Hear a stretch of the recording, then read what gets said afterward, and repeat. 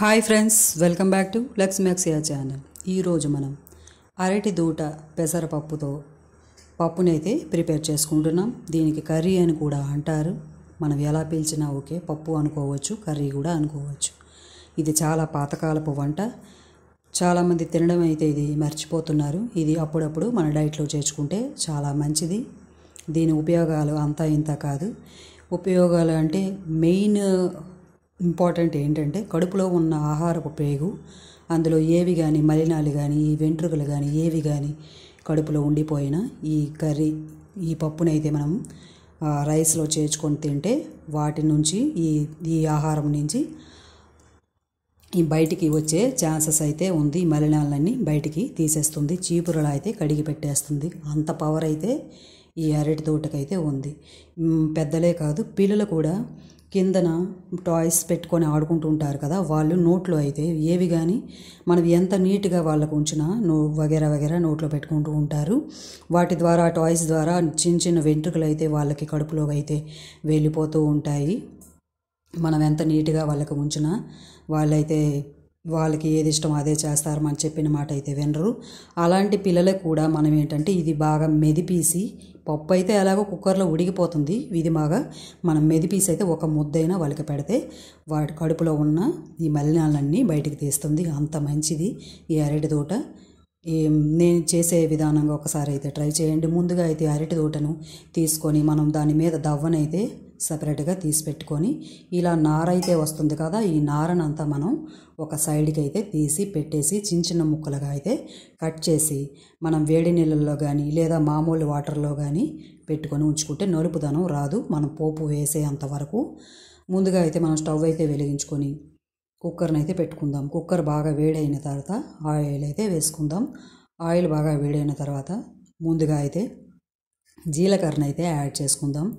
జీలకర్ర బాగా వేగిన తర్వాత మనం కొంచెం ఆవాలని అయితే యాడ్ చేద్దాం.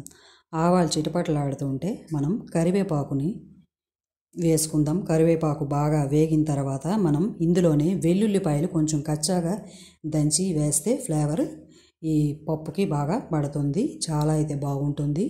నెక్స్ట్ మనం రెడ్ మిర్చిని అయితే చిన్న చిన్న ముక్కలుగా కట్ చేసుకొని అయితే ఇలా వేసుకోవాలి. ఇవి కొంచెం బాగా అన్నీ వేగిన తర్వాత మనం పచ్చిమిర్చి ముక్కలు ఉంటాయి కదా, అవి కూడా కొంచెం యాడ్ చేద్దాం. పచ్చిమిర్చి కూడా ఈ కర్రీకి చాలా మంచి ఫ్లేవర్ అయితే ఇస్తుంది. చిటికెడు పసుపునైతే యాడ్ చేద్దాం. నెక్స్ట్ మనం పచ్చిమిర్చి చిన్న చిన్న ముక్కలుగా కట్ చేసుకున్నాం కదా, అవి కూడా ఇందులోనే యాడ్ చేసి కొంచెం వేయించుకుని చిన్నగా కట్ చేసి ఉల్లిపాయ ముక్కలు కొంచెం వేయించుకున్న తర్వాత అవి బాగా వేగిన తర్వాత టమాటో ముక్కలు అయితే ఇలా చిన్నగా కట్ చేసిన తర్వాత బాగా మగ్గిపోతాయి కదా, బాగా మగ్గిపోయిన తర్వాత మనం ఈ అరటి తోట చిన్న ముక్కలుగా కట్ చేసి పెట్టుకున్నాం కదా, అవి అయితే ఇందులో యాడ్ చేసుకుందాం. యాడ్ చేసుకొని అవి కొంచెం పసర వాసన అయితే వస్తుంది. ఆ వాసన పోయేంత వరకు మనం బాగా వేయించుకోవాలి. వేగించుకున్న తర్వాతే మనం నానబెట్టి ఉంచుకున్న పెసరపప్పునైతే యాడ్ చేసుకుందాం. ఇప్పుడు బాగా ఇది వేయించుకున్నాం కదా, వేయించుకున్న తర్వాత సరిపడా ఉప్పునైతే యాడ్ చేసుకుందాం. సరిపడా ఉప్పునైతే యాడ్ చేసుకొని ఇంకొకసారి అయితే మనం ఆ ఉప్పు ఆ ముక్కలకి బాగా పట్టేలా ఒకసారి అయితే వేయించుకుందాం. బాగా వేగిన తర్వాతే మనం నానబెట్టి ఉంచుకున్న పెసరపప్పునైతే యాడ్ చేసుకుందాం. పెసరపప్పు ఇందులో మంచి మెయిన్ ఇంపార్టెంట్ ఏంటంటే పెసరపప్పు ఇందులో మంచి టేస్టీ అయితే ఇస్తుంది. అలా అయితే మనం అరటి తోటని సపరేట్గా తీసి అయితే తినేయలేం కదా. ఈ పెసరపప్పు ఇలా యాడ్ చేస్తే ఏంటంటే ఈ కర్రీకి మంచి టేస్ట్ని అయితే ఇస్తుంది. ఎవరైనా ఇష్టంగా అయితే తింటారు, పిల్లలు కానీ పెద్దలు కానీ. ఇది ఒక్కటే చాలు, రైస్లోకి మనం కలుపుకొని తినేయవచ్చు. మళ్ళీ సపరేట్గా పప్పు కానీ చారు కానీ వేరే కర్రీ కానీ ఏమీ అవసరమైతే ఉండదు. ఇప్పుడు దీంట్లో సరిపడా కారం అయితే యాడ్ చేసుకుందాం. ఒక స్పూన్ అయితే సరిపోతుంది. ఇప్పుడు సరిపడా వాటర్ని అయితే యాడ్ చేద్దాం. వాటర్ యాడ్ చేసి ఇంకొకసారి అయితే కలుపుకొని మనం ఈ అరటి తోట ముక్కలు అయితే కట్ చేసుకున్నాం కదా, ఆ ముక్కలు బాగా ములిగేలా వాటర్ అయితే వేసి మనం ఒక 2-3 విజిల్స్కి అయితే పెట్టాము అంటే చాలా బాగా చూస్తున్నారు కదా ఎంత మెత్తగా అయితే వస్తుంది. అరటి తోట బాగా అయితే స్మూతీగా ఉడికిపోయింది. మీకు ఈ వీడియో నచ్చిందని నేను ఎక్స్పెక్ట్ చేస్తున్నాను. ఈ అరటి తోట మీ ఆరోగ్యంలోకి చాలా మంచిది. ఇది తింటే ఆరోగ్యానికి చాలా మేలు చేస్తుంది. కడుపులో ఉన్న మలినాలన్నీ కొట్టి పారేస్తుంది. చిన్నపిల్లలకు కూడా అప్పుడప్పుడు ఇస్తూ ఉండండి, చాలా మంచిది. అరటి తోటలోని ఉపయోగాలు అంతా ఇంత కాదు. మీ గనుక ఈ వీడియో నచ్చినట్లయితే నా వీడియోని లైక్ చేయండి, షేర్ చేయండి. నా ఛానల్ని సబ్స్క్రైబ్ చేసుకోవడం మాత్రం మర్చిపోవద్దు ఫ్రెండ్స్, ఓకేనా? ఇంకో కొత్త రెసిపీతో మీ ముందు ఉంటాను. నేను మీ Lakshmi Akshaya channel.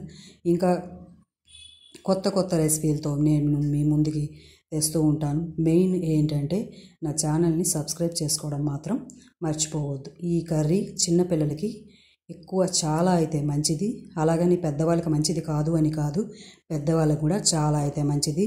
Thanks for watching. నేను మీ లక్ష్మీ అక్షయ ఛానల్. ఉంటాను. Bye friends.